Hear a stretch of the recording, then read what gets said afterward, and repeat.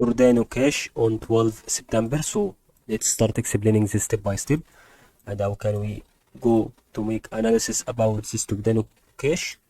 We have to put this trend line and another trend line from the bottom side, and we have to compare the part between this part and this part.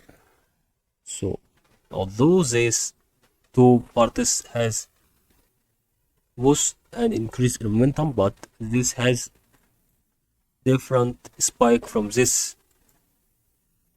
If we see this wave accurately, it seems that it took a time to make a first spike and then decrease a little bit, and then it took a second spike and being rebounded by this trend line. But here it took only one spike and a long line, okay, a long red line, and then decrease. So that means also this part is seems to be on this trend line and not going to be on this, but actually it's going to be on those two trend lines because they are touching the same. But we recommend that it's going to be at the end of the candle touching this trend line, so it's going to be actually bounded by this trend line.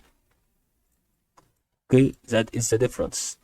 This is touching, this is not touching that trend line, but that is touching the trend line. Since we have this part,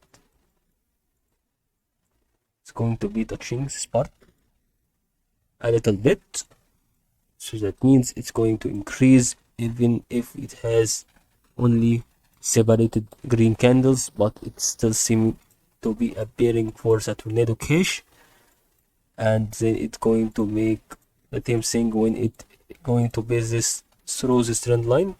And also there is a second price prediction that it would be if it's not going to end its decrease.